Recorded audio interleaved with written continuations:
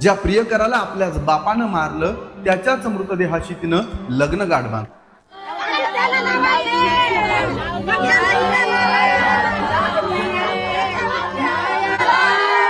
तिथं सर्वांसमक्ष लग्नाचे सर्व विधी पार पाडले.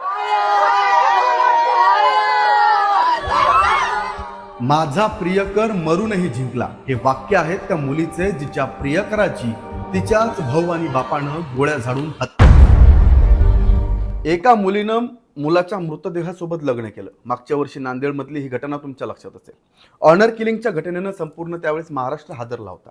आंतरजातीय प्रेम संबंधातून 19 वर्षीय सक्षम ताटेची हत्या करण्यात आली. मुलीच्या वडिलांनी आणि भावांनी लग्नाची बोलणी करण्याच्या बहाण्यानं सक्षमला घरी बोलावलं, त्याचं जावयाप्रमाणे स्वागत केलं, चहा पाजला आणि त्यानंतर त्याची हत्या झाली. या घटनेनंतर सक्षमची प्रेयसी आंचल चर्चेत आली, कारण सक्षमच्या मृत्यूनंतर त्याच्या मृतदेहाशी तिने विवाह केला. माझ्या वडिलांना आणि भावाला फाशीची शिक्षा झाली पाहिजे अशी मागणी तिनं सक्षमच्या कुटुंबासोबत राहायला गेल्यानंतर केली. मात्र आता या संपूर्ण प्रकरणाला नवीन वळण मिळालंय. काही दिवसांपूर्वी सक्षमच्या आईनं दावा केलाय की आंचल घरातून अचानक गायब झाली, निघून गेली. तिच्या आजीची तब्येत बिघडल्याचं कारण सांगून ती माहेरी गेली आणि परत आलीच नाही.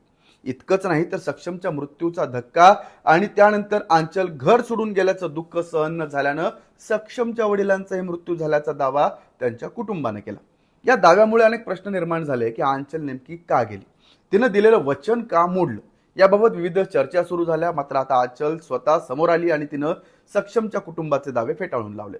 आंचलच्या म्हणण्यानुसार ती पूर्ण प्रामाणिकपणे सक्षमच्या घरी गेली. सक्षम नसला तरी त्याच्या कुटुंबासोबत राहून आयुष्य घालवण्याचा तिचा निर्धार होता.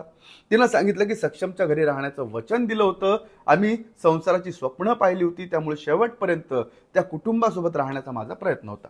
पण त्याच काळात तिला काही त्रास सहन करावा लागला असा तिचा आरोप आहे. आंचलनं सर्वात गंभीर आरोप केला तो सक्षमच्या सख्ख्या भावावर.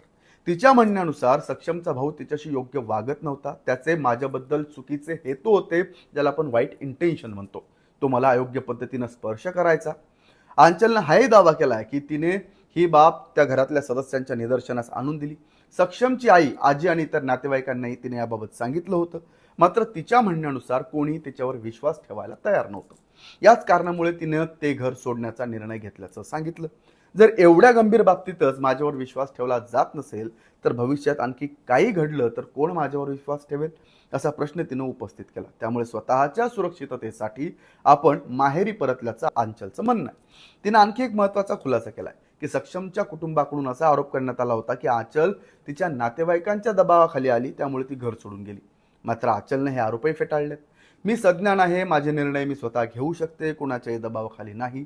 मला त्रास होत होता म्हणून मी तिथून बाहेर पडले असं तिनं स्पष्ट केलं. तसंच या सर्व प्रकाराची माहिती पोलीस अधिकाऱ्यांनाही असल्याचा दावा आंचलने केलाय. एकीकडे ऑनर किलिंगमुळे आधीच चर्चेत असलेलं सक्षम ताटे प्रकरण आणि दुसरीकडे आता आंचलकडून करण्यात आलेले गंभीर आरोप, त्यामुळे या प्रकरणाला नवं वळण मिळालंय. आंचलचे आरोप कितपत खरे आहेत, सक्षमच्या कुटुंबाकडून यावर काय प्रतिक्रिया येते आणि या प्रकरणात पुढे कोणती नवी माहिती समोर येते याकडे आता सर्वांचं लक्ष लागलंय.